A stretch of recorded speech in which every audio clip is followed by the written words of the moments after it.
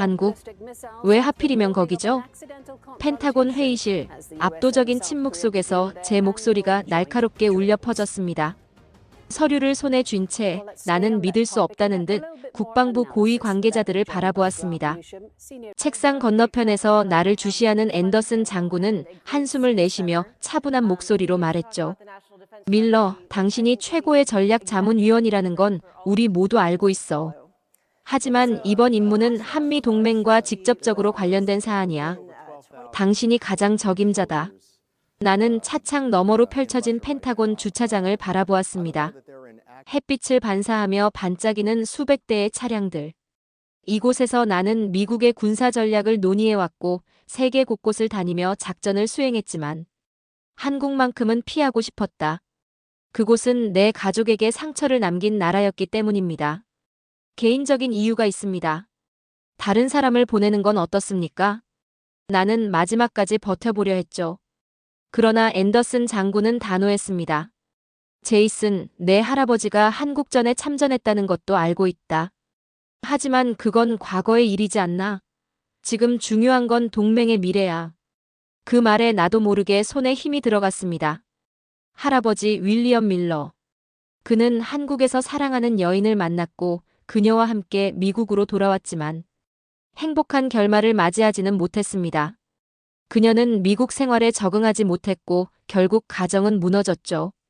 내 아버지는 그 불안정한 환경에서 자랐고 그 영향은 나에게까지 이어졌습니다. 나는 어릴 때부터 한국이라는 나라에 대한 거부감이 강하게 자리 잡혀 있었어요. 그런 곳에 가야 한다니? 내가 가장 피하고 싶었던 곳에? 하지만 내일 아침 8시 비행기다. 앤더슨 장군의 목소리는 단호했고 내 대답과는 상관없이 이미 결정된 일이었죠. 그리고 몇 시간 후 나는 비행기 창문으로 점점 작아지는 미국 본토를 바라보며 한숨을 내쉬었습니다. 한국 전쟁의 상처가 아직도 남아있는 나라. 미국의 도움 없이는 살아남지 못했을 나라. 12시간의 비행 동안 나는 그런 생각을 떨쳐내지 못했습니다. 그러나 인천공항에 도착했을 때 내 예상과는 너무도 다른 풍경이 눈앞에 펼쳐졌습니다. 유리와 철골로 이루어진 거대한 공항, 빠르게 움직이는 최첨단 시스템, 도로 위를 질주하는 전기차들, 거리를 가득 메운 최신식 디지털 광고판들. 이건 내가 상상했던 한국이 아니었다. 그리고 그 순간 나는 전혀 예상하지 못했던 새로운 여정이 시작되었음을 깨달았습니다. 유리와 철골로 이루어진 거대한 건물, 빠르게 움직이는 사람들, 모든 것이 제가 상상했던 한국과는 달랐습니다. 그럼에도 저는 여전히 냉소적인 시선을 거두지 않았어요. 고층 빌딩이 몇 개 있다고 해서 과거의 상처가 지워지는 건 아니니까요. 밀러 자문관님 환영합니다. 공항 출구에서 한 남자가 저를 향해 손을 내밀었습니다. 최강우 대령이었죠. 50대 후반의 그는 군인다운 강직한 인상을 풍기고 있었어요. 드디어 만나게 되어 반갑습니다. 숙소로 안내해드리겠습니다. 서울로 향하는 차 안에서 저는 창밖을 내다보며 놀라움을 감추지 못했습니다. 한강을 따라 이어지는 고층 건물들, 번화한 거리, 빠르게 움직이는 사람들. 이곳은 제가 상상했던 한국과는 너무나 달랐죠. 놀라셨나요? 최강우 대령이 미소 지으며 물었습니다. 많은 외국인들이 처음 한국에 왔을 때 비슷한 반응을 보입니다. 우리나라가 이렇게 발전했다는 사실을 모르시는 분들이 많아요. 저는 고개를 돌려 그를 바라봤어요. 멋진 도시네요. 하지만 이런 겉모습만으로 나라의 진정한 모습을 판단할 수는 없죠. 최강우의 표정이 잠시 굳었습니다. 밀러 자문관님, 한국을 어떻게 생각하고 계신지 궁금하군요. 솔직히 말씀드릴까요? 한국은 미국의 도움 없이는 지금의 모습을 갖추지 못했을 겁니다. 한국군이 발전했다고들 하지만 그건 모두 미국의 지원 덕분이죠. 제 말에 최강우 대령의 눈빛이 날카로워졌어요. 그런 시각은 너무 오래된 것 같습니다. 한국은 이미 세계 열째 안에 드는 경제 강국이고 군사적으로도 자체 기술 개발에 많은 투자를 하고 있어요. 한국을 전쟁의 잔재로만 보는 건 20세기 사고방식입니다. 그의 반박에 저는 아무 말도 하지 않았습니다. 이런 대화는 처음이 아니었으니까요. 미국에서도 많은 사람들이 한국의 발전에 대해 이야기했지만 제 마음속에는 할아버지의 이야기 그리고 우리 가족이 겪은 불행만이 자리 잡고 있었습니다. 다음 날 저는 주한미군 기지를 방문해 한국군과의 합동훈련을 참관했어요. 놀랍게도 미군 병사들은 한국에 대해 긍정적인 이야기를 나누고 있었습니다. 한국은 정말 좋은 곳이에요. 음식도 맛있고 사람들도 친절하죠. 무엇보다 한국군과 함께 일하는 것이 즐겁습니다. 한 미군 대위가 말했어요. 또 다른 병사가 덧붙였습니다. 한국군의 기술력과 대응 속도를 보면 정말 세계적 수준이에요. 특히 최신 무기 시스템 운용 능력은 우리도 배울 점이 많죠. 저는 그들의 말을 의아하게 들었습니다. 제가 알고 있던 한국과는 너무나 다른 모습이었으니까요. 훈련장에서 한국군 특수부대의 시범을 지켜보며 저는 처음으로 제 고정관념이 흔들리기 시작했습니다. 그들의 움직임은 정확했고 팀워크는 완벽했어요. 이런 모습은 단순히 미국의 도움만으로 이룰 수 있는 것이 아니었습니다. 어떻게 생각하십니까? 최강우 대령이 다가와 물었어요. 인상적입니다. 하지만 저는 칭찬에 인색했습니다. 오랜 시간 마음속에 자리 잡은 편견은 쉽게 사라지지 않았으니까요. 주한미군 기지에서의 경험은 저에게 작은 충격이었습니다. 합동훈련에 참여한 한국군의 모습은 제가 상상했던 것과는 너무나 달랐어요. 그들은 단순히 미국의 지시를 따르는 수동적인 존재가 아니었고 오히려 많은 영역에서 주도적인 역할을 하고 있었습니다. 밀러 자문관님, 내일은 우리 군 연구개발센터를 방문해 보시는 게 어떨까요? 최강우 대령이 제안했어요. 저는 호기심에 고개를 끄덕였습니다. 그동안 보고 들은 것들이 사실인지 아니면 단순한 과시인지 확인하고 싶었죠. 다음 날 우리는 서울 외곽에 위치한 국방과학연구소를 방문했습니다. 이곳에서 저는 한국이 자체 개발한 무기 시스템들을 보게 되었어요. K-시리즈 전차, KF-21 전투기 개발 프로젝트, 그리고 다양한 미사일 방어 시스템까지. 모든 것이 한국의 독자적인 기술력을 보여주고 있었습니다. 이 모든 것을 한국이 자체적으로 개발했다고요? 제가 놀라움을 감추지 못하고 물었어요. 최강우 대령은 자부심 가득한 얼굴로 대답했습니다. 처음에는 미국의 기술을 배웠지만 이제는 우리만의 방식으로 발전시켰어요. 세계 무기 수출 시장에서도 한국은 이미 주요 국가로 자리매김하고 있습니다. 연구소의 한 젊은 연구원이 다가와 영어로 말을 건넸어요. 미국의 기술력은 여전히 우리의 스승입니다. 하지만 한국은 빠르게 배우고 그것을 더 효율적으로 만드는데 능숙하죠. 그날 저녁 숙소로 돌아와 저는 깊은 생각에 잠겼습니다. 제가 알고 있던 한국은 과연 진짜 한국이었을까요? 아니면 할아버지의 기억 속에 남아있는 전쟁으로 폐허가 된 나라의 이미지만을 제가 고집하고 있었던 걸까요? 다음 날 저는 한국군 부대를 방문해 그들의 일상 훈련을 지켜봤습니다. 놀랍게도 그들은 미군과 다른 훈련 방식을 가지고 있었어요. 더 집약적이고 더 효율적인 방식이었죠. 우리는 시간이 부족합니다. 한 한국군 장교가 설명했어요. 모든 남자들이 군 복무를 마치고 사회로 돌아가야 하기 때문에 제한된 시간 내에 최대한의 효과를 내는 훈련 방식을 개발했죠. 이러한 경험들은 저에게 새로운 시각을 제공했습니다. 한국은 더 이상 도움이 필요한 나라가 아니었어요. 오히려 자신만의 방식으로 발전하며 때로는 미국보다 더 효율적인 시스템을 구축하고 있었죠. 저녁 식사 자리에서 최강우 대령이 말했습니다. 전쟁 이후 우리는 선택해야 했습니다. 다시 일어설 것인가, 아니면 계속 남의 도움을 받을 것인가. 한국인들은 전자를 선택했고 그 결과가 오늘날의 한국입니다. 그의 말에 저는 깊은 감명을 받았어요. 처음으로 한국을 다른 시각으로 바라보기 시작한 순간이었습니다. 한국에서의 일주일은 빠르게 지나갔고 저는 점점 더 많은 것을 배워가고 있었습니다. 최강우 대령과 함께한 시간이 늘어날수록 저는 그가 단순한 군인이 아니라 깊은 지식과 통찰력을 가진 사람임을 알게 되었어요. 어느 날 우리는 서울 외곽의 한 카페에 앉아 이야기를 나누고 있었습니다. 도시의 번잡함에서 벗어나 조용히 대화할 수 있는 시간이었죠. 밀러 자문관님, 한국에 대한 인상이 조금 바뀌셨나요? 최강우 대령이 물었어요. 저는 솔직하게 대답했습니다. 많이 놀랐어요. 한국이 이렇게 발전했을 거라고는 생각하지 못했습니다. 최강우는 미소를 지었어요. 많은 외국인들이 그렇게 말하죠. 한국은 지난 70년 동안 엄청난 변화를 겪었습니다. 폐허에서 세계적인 경제 강국으로 성장했어요.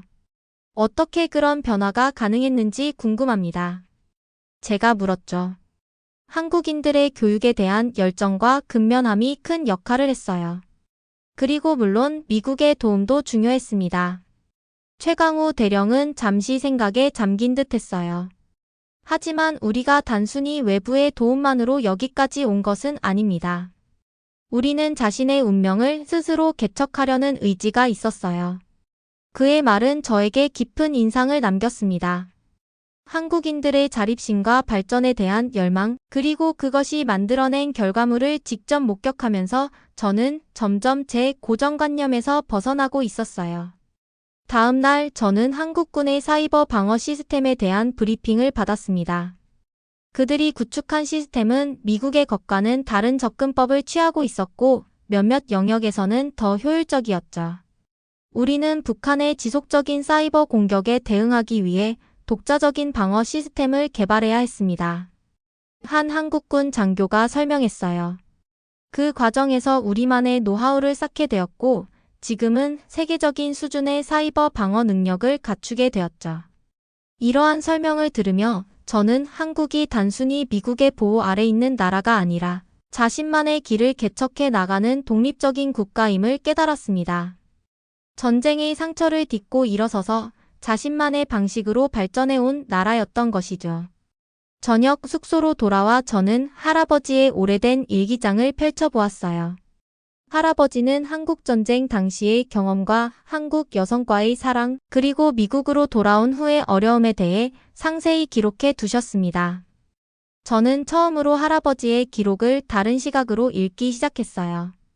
그것은 단순히 한국에 대한 부정적인 기억이 아니라 복잡한 사랑과 문화적 차이, 그리고 적응의 어려움에 관한 이야기였습니다.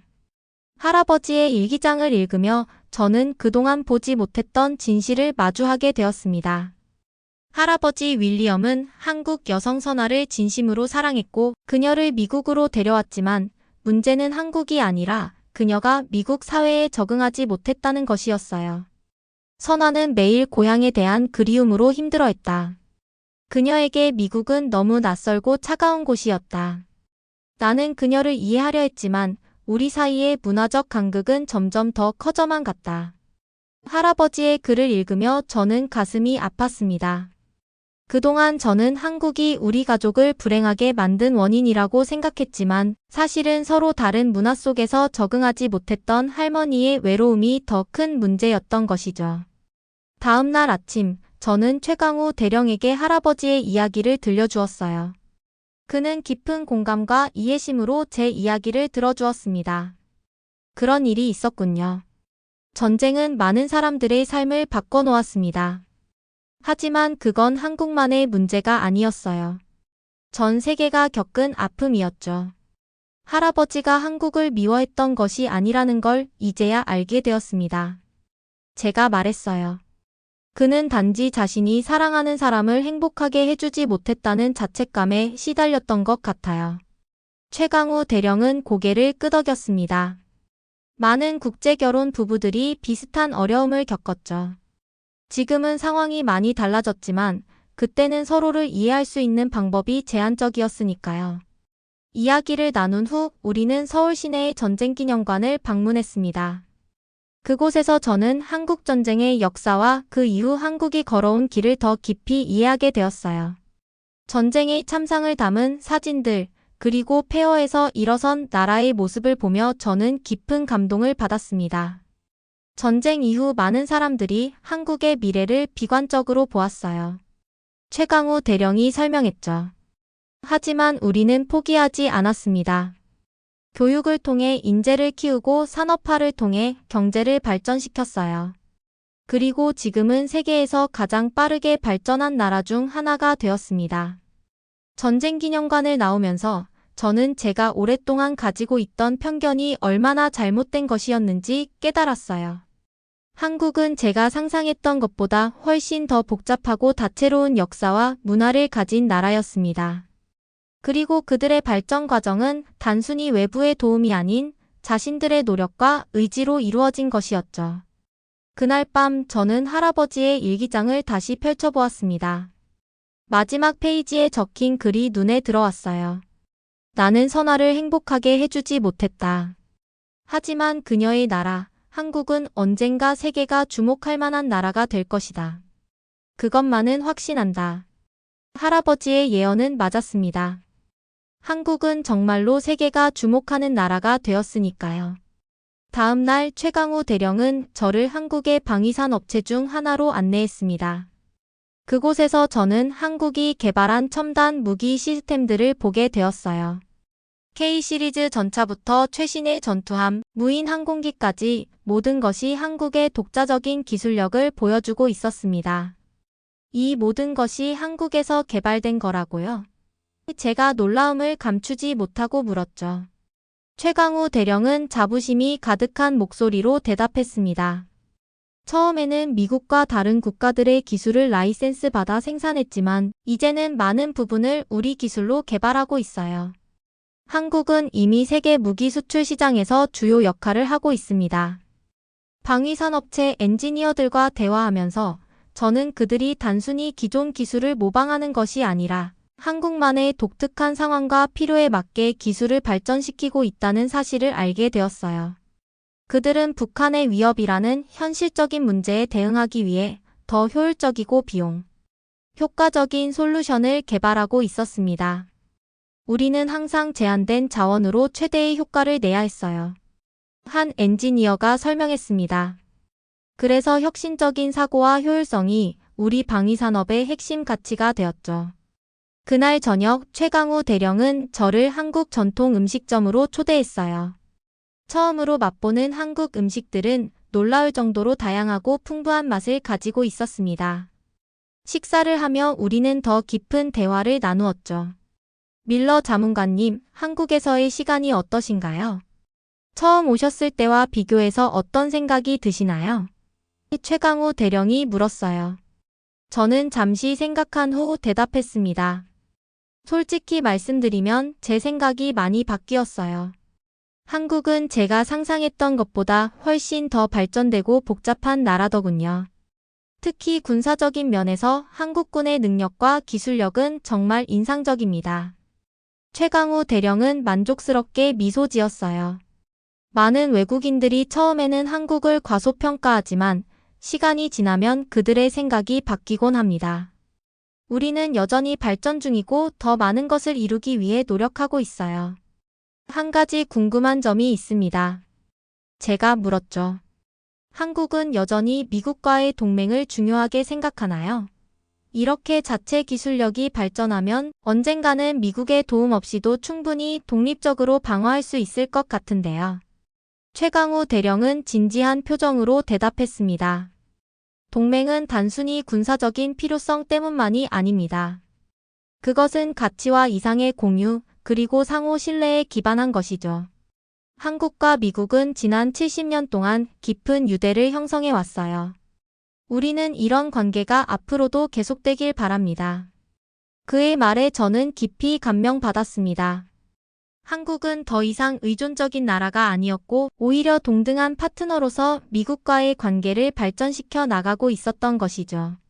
한국에서의 세 번째 주, 저는 비무장지대를 방문할 기회를 얻었습니다. 남북을 가르는 이 긴장된 경계선은 한반도의 현실을 직접 보여주는 장소였어요. 이곳은 세계에서 가장 무장된 국경입니다. 최강우 대령이 설명했죠. 70년이 넘는 시간 동안 이 선은 한민족을 둘로 나누어 왔어요. 판문점의 공동경비구역을 방문하면서 저는 한국이 여전히 직면하고 있는 안보 위협의 심각성을 실감했습니다. 눈앞에 보이는 북한 병사들, 그리고 살짝만 잘못 움직여도 긴장감이 감돌 수 있는 이 현실은 한국이 왜 강한 군사력을 발전시킬 수밖에 없었는지를 명확하게 보여주었어요. 이런 환경에서 70년 넘게 살아온 한국인들의 정신력은 정말 대단합니다. 제가 감탄하며 말했죠. 최강우 대령은 고개를 끄덕였습니다. 위기는 때로 기회가 되기도 해요. 우리는 이런 상황에서도 포기하지 않고 발전해 왔습니다. 그리고 지금은 세계가 주목하는 나라가 되었죠. DMZ에서 돌아오는 길에 우리는 재미있는 상황에 마주쳤습니다. 한미연합훈련을 준비하던 중 갑작스러운 통신 장애가 발생한 것이죠. 미군 측에서는 장비 점검에 시간이 필요하다고 했지만 한국군은 신속하게 대체 통신 시스템을 가동했어요. 이런 상황에 대비해 항상 백업 시스템을 준비해 두고 있습니다. 한 한국군 통신 장교가 설명했어요. 우리는 언제든 일어날 수 있는 위기 상황에 대비하는 것이 중요하다고 생각합니다. 이 작은 사건은 저에게 큰 인상을 남겼습니다. 한국군은 단순히 미군의 지원을 기다리는 것이 아니라 자체적으로 문제를 해결할 수 있는 능력과 의지를 갖추고 있었어요. 그들의 신속한 대응과 효율적인 문제 해결 방식은 어떤 면에서는 미군보다 더 뛰어났습니다. 당일 저녁 숙소로 돌아와 저는 한국에 대한 보고서 초안을 작성하기 시작했어요. 처음 한국에 왔을 때와는 완전히 다른 시각으로 글을 써내려갔습니다. 한국은 더 이상 도움이 필요한 나라가 아니라 독자적인 발전을 이룬 파트너로서 미국과 협력해야 할 나라였죠. 보고서를 작성하다 문득 최강우 대령의 말이 떠올랐습니다. 한국에 대한 외국인들의 편견을 어떻게 바꿀 수 있을까? 이제 저는 그 답을 알 것 같았어요. 바로 직접 경험하고 보고 느끼는 것이었습니다. 어떤 이론이나 책으로도 실제 경험을 대체할 수는 없었으니까요. 다음 날 아침, 저는 최강우 대령에게 솔직한 마음을 털어놓았습니다. 처음에는 한국에 오는 것을 정말 꺼렸어요. 할아버지의 이야기 때문에 한국에 부정적인 감정이 있었거든요. 하지만 이제 제 생각이 얼마나 잘못되었는지 알겠습니다. 최강우 대령은 따뜻한 미소를 지었어요. 인정하기 어려운 일을 솔직하게 말씀해 주셔서 감사합니다. 사실 저도 처음에는 미국인들에 대한 편견이 있었죠. 하지만 함께 일하면서 그런 생각들이 바뀌었습니다. 우리 모두 서로를 더 잘 이해하는 과정에 있는 것 같네요. 한국에서의 마지막 주 한미합동군사훈련이 본격적으로 시작되었습니다. 이 훈련은 양국 군대의 협력을 강화하고 북한의 위협에 대응하기 위한 중요한 행사였어요. 저는 훈련 과정을 지켜보며 한국군과 미군의 상호작용을 관찰했습니다. 놀랍게도 많은 영역에서 한국군은 미군에게 새로운 전술과 기술을 가르치고 있었어요. 특히 도시 전투와 사이버 방어 분야에서는 한국군의 전문성이 돋보였습니다. 미군 장교들도 한국군의 효율적인 훈련 방식과 혁신적인 접근법에 감탄하는 모습이었죠. 한국군은 제한된 자원으로 최대의 효과를 내는 방법을 정말 잘 알고 있어요. 한 미군 중령이 말했습니다. 우리도 배울 점이 많습니다. 훈련 셋째 날 예상치 못한 위기 상황이 발생했습니다. 악천후로 인해 항공 지원이 불가능해진 상황에서 지상군은 새로운 전략을 세워야 했어요. 한국군과 미군 지휘관들이 빠르게 모여 대책을 논의했고 최종적으로 한국군이 제안한 방안이 채택되었습니다. 이런 상황은 한반도에서 자주 발생합니다. 최강우 대령이 설명했어요. 우리는 늘 계획 B, C까지 준비해두는 편이죠. 그들의 방안은 놀랍도록 효과적이었습니다. 제한된 자원을 최대한 활용하면서도 목표를 완벽하게 달성할 수 있었어요. 미군 지휘관들도 이런 접근법에 감탄하며 향후 훈련에도 적용할 것을 약속했습니다. 훈련이 끝난 후 저는 최강우 대령과 함께 서울의 한 조용한 레스토랑에서 마지막 저녁 식사를 했습니다. 한 달 전만 해도 서로를 경계하던 우리가 이제는 서로를 존중하고 이해하는 동료가 되어 있었어요. 밀러 자문관님, 한국에서의 시간이 어떠셨나요? 최강우 대령이 물었습니다. 저는 진심을 담아 대답했어요. 인생에서 가장 중요한 경험 중 하나였습니다. 저는 이곳에 오기 전 한국을 완전히 잘못 이해하고 있었어요. 할아버지의 이야기와 개인적인 편견 때문에 한국을 미워했지만 이제 그것이 얼마나 잘못된 생각이었는지 알게 되었습니다. 최강우 대령은 따뜻한 미소를 지었어요. 변화를 인정하는 것은 쉽지 않은 일입니다. 당신의 솔직함이 정말 존경스럽군요. 다음 날 인천공항으로 향하는 차 안에서 저는 창밖으로 지나가는 서울의 풍경을 바라보았습니다. 한 달 전 이곳에 처음 왔을 때와는 완전히 다른 감정이었어요. 이제 저는 한국을 더 이상 할아버지가 불행해진 곳으로 보지 않았습니다. 대신 놀라운 회복력과 발전을 이룬 나라, 그리고 미국의 중요한 동맹국으로 보게 되었죠. 공항에서 최강우 대령과 작별 인사를 나누며 저는 마지막 한마디를 덧붙였습니다. 한국이 자랑스러워질 거라고는 생각도 못했습니다. 하지만 이제 제 생각이 바뀌었네요. 한국은 정말 놀라운 나라입니다. 최강우 대령은 제 손을 힘차게 잡았어요. 언제든 다시 오십시오. 다음에는 더 많은 것을 보여드리겠습니다. 비행기를 타고 미국으로 돌아가는 동안 저는 한국에서의 경험을 바탕으로 국방부에 제출할 최종 보고서를 작성했습니다. 그 보고서에는 한국군의 발전상과 미국과의 협력 방안, 그리고 동맹 강화를 위한 제안들이 담겨 있었어요. 무엇보다 저는 한국을 단순한 보호해야 할 동맹국이 아닌 함께 성장해 나갈 파트너로 재정의했습니다. 워싱턴으로 돌아온 저는 국방부 회의실에서 제 보고서를 발표했어요. 많은 사람들이 한국에 대한 제 시각 변화에 놀라워했지만 동시에 깊은 공감을 표시했습니다.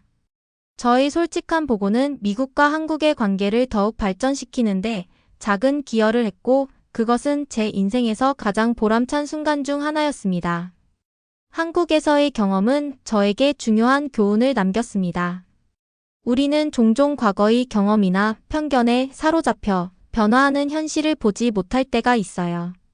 하지만 열린 마음으로 직접 경험하고 배우려는 의지가 있다면 우리의 시각은 얼마든지 바뀔 수 있습니다. 한국은 저에게 그런 소중한 깨달음을 선물해준 나라였습니다. 여러분도 이 이야기처럼 편견을 버리고 새로운 시각으로 세상을 바라볼 수 있는 용기가 있으시길 바랍니다. 공감과 좋아요, 그리고 구독으로 더 많은 이야기를 함께 나눌 수 있기를 기대합니다. 감사합니다.